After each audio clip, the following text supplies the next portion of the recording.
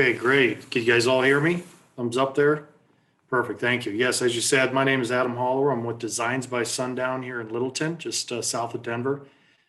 We are a high-end residential company that is a design, build, and a maintenance firm. Most of these pictures, this will be quick, but I wanted to kind of just give you guys an idea of the scope of work that we do. It's interesting, and one of the things I'm really noticing and really loving about this kind of forced virtual panel that we're doing is this is probably the first time that I've seen a diverse panel like this and explain to the students all the potential opportunities that come out of this department.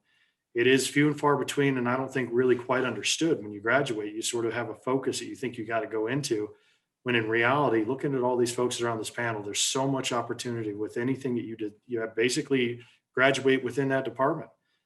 Designs by Sundown is a good example of that. I came to Designs by Sundown in 2000. I graduated from Colorado State in the landscape design and construction program. I found a small company in Littleton that basically I was a third or fourth designer that they had. We had a few crews, no maintenance, probably 30 or 40 people in the company altogether.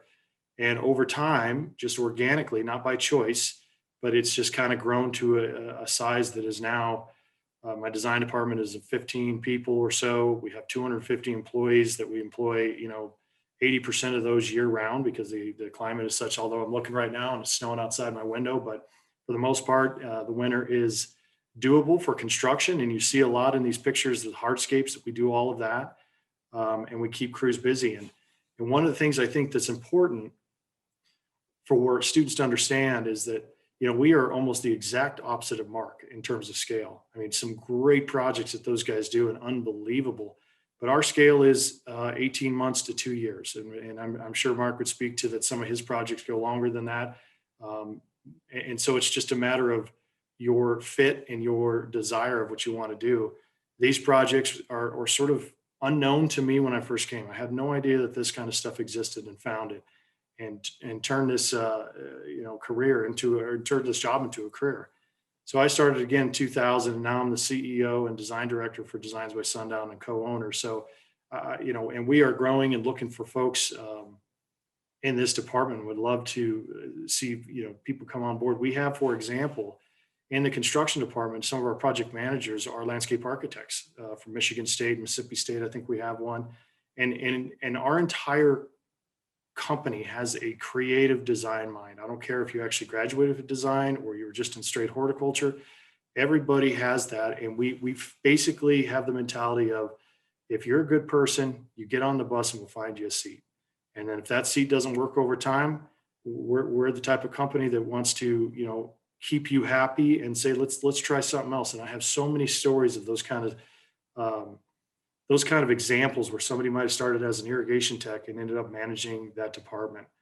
We have a turf graduate from CSU that is now running all of my plant healthcare, and about 17 technicians, and he runs completely that. And he is our absolute quality control guy and knows everything about horticulture.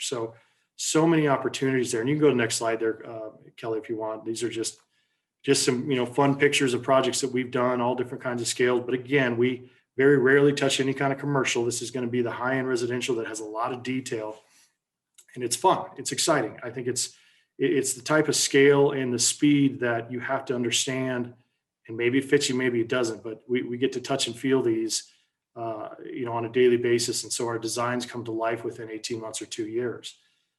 I think one of the misperceptions too that it's good for you students to know is that landscaping is no longer a seasonal business. I mean, sure, there is an absolute seasonality to it, but when you get into a firm like ours, and I'm sure a lot of these folks, it varies in speed, but what you do, but you never stopped and shut down. And at least that's what I've seen. And there's a lot of career opportunities at companies like ours and other great firms just like us around this area and north of us. There's a lot of great firms. What I have seen in terms of work and with COVID and actually being here now for 20 plus years, going through even the recession, Colorado is a little bit of a bubble and protected. I think there's a lot of, it just doesn't quite get hit as hard as some of the other parts of the country. And matter of fact, this year in the residential construction in general, landscape construction, home construction, any of that kind of home development on the residential side, is unbelievable. We haven't seen this probably in, I can't even remember the last time, maybe 2012 after the recession and everything came back, but somebody mentioned the staycation, but that's exactly it. People are now understanding that they're going to be home and they want a place to, have family and relax outside and all that. And Colorado is an outdoor environment, as you can see. And maybe Kelly, go to the next slide. I'm not sure what's even on here, but let's see if there's some more pictures there. Actually, this is, I guess, about us here. But so yeah, that's what I've seen, and I don't see it stopping. And what we are is we are in the landscape industry, certainly in residential. There's a lag in terms of if things get shut down. So that's kind of nice. We get to see it coming to some degree, because if you build a house, generally you're going to have to finish that landscape to live in it. So that might be a year or two after something catastrophic happens. If they have the funds, they're going to absolutely do that. So we kind of ride out some of these things like that. And I think it's a very safe place to be. And that's a comfortable place. In terms of Designs by Sundown and our particular opportunities, we have a very intense internship program. We're very proud of it. And we have essentially 3 tracks that you can go on. You can go on the design track. And this is, you see a picture of our design studio here. And this is our office here in Littleton. But we have a design track, we have a state maintenance track, and a construction track, landscape construction. And so it's loosely based on a 12-week program that you get an intense learning in whichever track that is that you go in. And then there's about a 2-week period where you tour the company and you understand what we do as a whole. And again, we are landscape architecture design department, we are landscape construction, and we're landscape estate maintenance. And within that, there are so many opportunities with the nuances of that: irrigation techs, lighting technicians, plant healthcare technicians, horticultural expertise, and things like that. And I can go on and on about the many careers that have been made here. But it's amazing that you don't necessarily have to get your focus. Like I said, get on the bus and find your seat. So we have the internship program. We're also looking for team members for some of our crews in both maintenance and construction. And we're looking to fill some irrigation and lighting technicians and things like that. So certainly reach out to us on that, and we can talk further. But I'll leave you with, I think it's good for you, the students, to understand what I have learned over 20 years interviewing a lot of people and seeing people come in and out of our company. The most important thing when you're looking for a job is to find a company that fits your cultural values. And I think you'd find that, and you're going to find a home that you can live in, for 20 years. And I think we can all speak to that.